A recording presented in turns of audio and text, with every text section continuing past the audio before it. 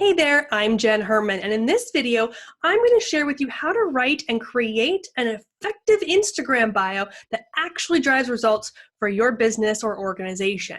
So there's going to be a couple things that we're going to talk about. We're going to look at your name, your username, and we're going to look at the bio itself. But before we do that, I want to make sure that you understand who is reading your bio.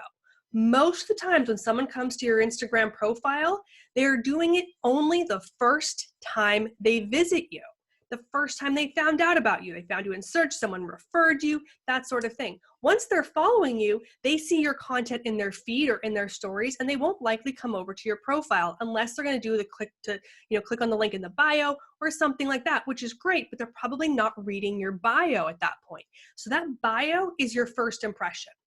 That's the first time someone's going to know who you are and what you do and a chance to connect with you. So we want to write that bio and create that content in a way that appeals to those first-time visitors to drive the results that essentially you're looking for. So first, I want to talk about the name and the username.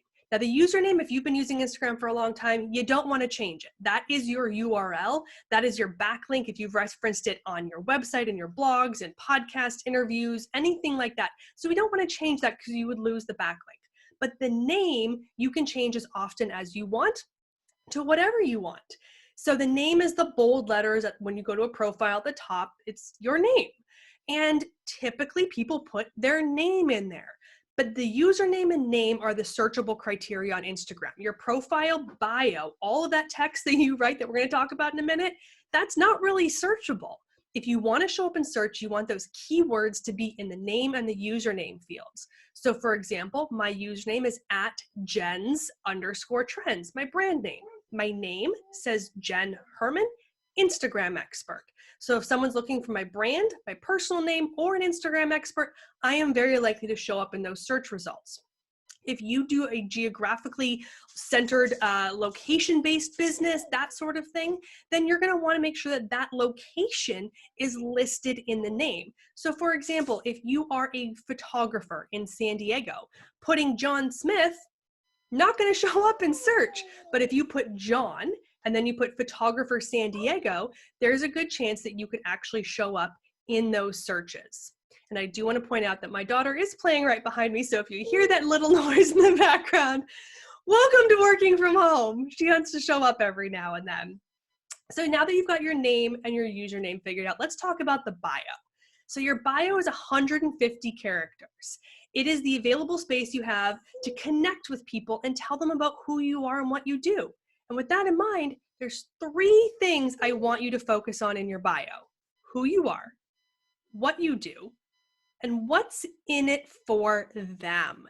This is really key. Again, first impressions, first-time visitors. How can you connect with them? So you want to tell them who you are.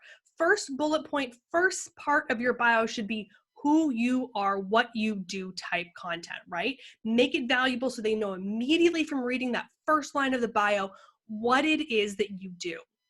Then you're going to go into the what is in it for them. It could be something as simple as a call to action that goes to points with maybe a down arrow to the URL. And that could be going to a landing page where they can get a free resource or a free download, or it could be a coupon code for products. It could be anything that you want them to do, or the what's in it for them could be telling them what type of content you share on Instagram and why essentially it's valuable for them to follow you. So maybe you provide tips and resources and education in the industry in which you serve. So your what's in it for them is that you provide those resources to help them educate themselves and make better decisions. Now, when it comes to that bio, 150 characters, not a lot of space. Don't have long run-on sentences. Don't make one big bulk of a paragraph that's hard to read. Instead, we want to have clear bullet points. So use an emoji with a bullet point. Emoji, bullet point. They can be different emojis for each and every line. They don't have to be the same thing. It could be specific to what that bullet point is referencing. And you want to make that first bullet point, like I said, super clear. So mine talks about the fact that I'm a globally recognized speaker and consultant with Instagram. That is the first thing I want people to know about me. Then I go into the personal stuff more about who I am, that I'm a mom to a mini fashionista, the one down here making all the noise. And then I go into, a bit of a call to action and that sort of thing as my what's in it for them.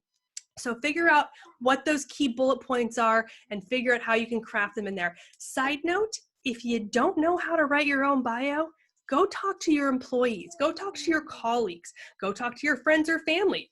Ask them what their perspective of your business is.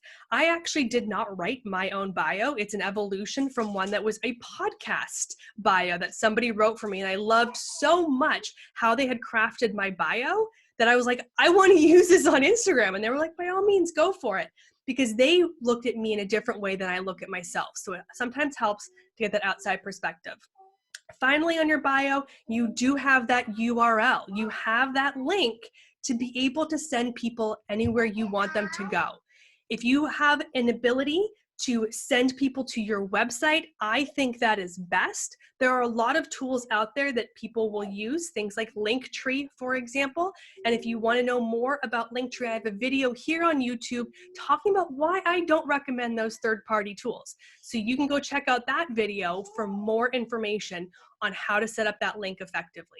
If you found this video helpful, and the choir in the background remotely entertaining, please go ahead and subscribe to this channel where I'm constantly uploading videos with more information on how to be successful on Instagram.